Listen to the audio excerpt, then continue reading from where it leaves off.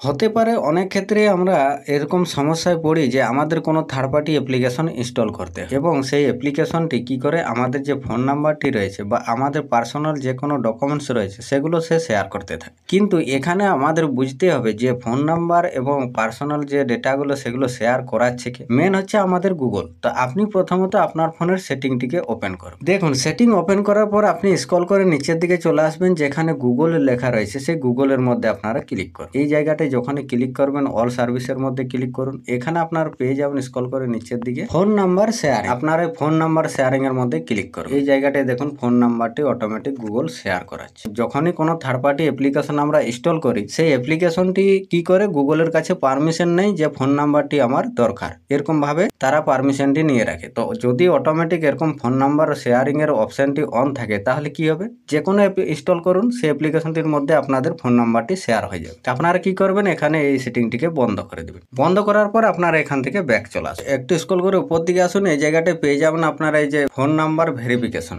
আপনার এই phone number ভেরিফিকেশনের মধ্যে একবার ক্লিক করবেন। তো ক্লিক করার পরে কিছুক্ষণ লোডিং নেওয়ার পর এরকম ইন্টারফেস চলে আসবে। বাই ডিফল্ট আপনাদের এই যে এই সেটিংটি অন থাকবে। এখানে দেখুন অটোমেটিকলি ফোন নাম্বার ভেরিফিকেশনটি অন করা রয়েছে, এরকম ভাবে আপনাদের অন করা থাকবে।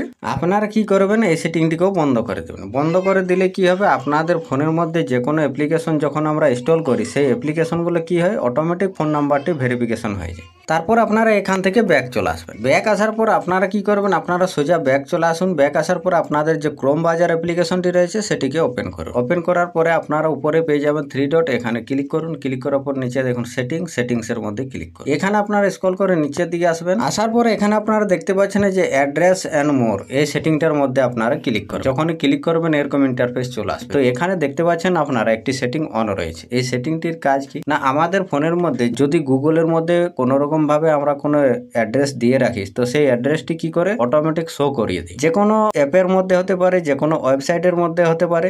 আমরা যখন প্রবেশ করি কিংবা যে কোনো অ্যাপ্লিকেশনের মধ্যে যখন অ্যাড্রেসের প্রয়োজন, গুগল আমাদের অ্যাড্রেসটিকে শো করে দেয়। তাই বলছি আপনারা আপনাদের সেফটি অনুসারে আপনারা এই সেটিংটিকে বন্ধ করে দিন। বন্ধ করার পর আপনারা ব্যাক চলে আসুন। ব্যাক আসার পর এখন যে লাস্ট এবং ইম্পর্টেন্ট সেটিংটির কথা বলবো, এই সেটিংটিকে আপনারা অবশ্যই করবেন। আপনাদের ফোনের মধ্যে হয়তো কোনো এমন থার্ড পার্টি অ্যাপ্লিকেশন রয়েছে, সেই অ্যাপ্লিকেশনটির যে পারমিশনটি নিয়ে রেখেছে সেই পারমিশনটি আপনারা রিমুভ কিভাবে করবেন। হয়তো কোনো রকম পারমিশন নিয়ে রেখেছে, তো রিমুভ করার জন্য আপনারা কি করবেন, আপনারা আরেকবার সেটিংয়ে ক্লিক করবেন। সেটিংয়ে ক্লিক করার পর আপনারা এখানে লিখে দেবেন পারমিশন লিখে দেওয়ার পর আপনারা এই যে উপরে দেখতে পাচ্ছেন যে পারমিশনের একটি সেটিং চলে আসছে। পারমিশনের মধ্যে ক্লিক করবেন। এই জায়গাটা যখনই ক্লিক করবেন আপনাদের ফোনের মধ্যে যে অ্যাপ্লিকেশনগুলো পারমিশনগুলো নিয়ে রেখেছে সব পারমিশনগুলো অ্যাপ্লিকেশনে কি কি পারমিশন নিয়ে রেখেছে সব পারমিশনগুলো এখানে পেয়ে যাবেন। তো এখানে দেখুন ক্যালেন্ডার পারমিশন, হ্যাঁ, call log permission, camera permission, contact permission, সব পারমিশনগুলো আপনাদের কোন অ্যাপ্লিকেশনের মধ্যে নিয়ে রেখেছে সবগুলো এখান থেকে আপনারা পেয়ে যাবেন। আপনারা কি করবেন, ফোন নাম্বারে যে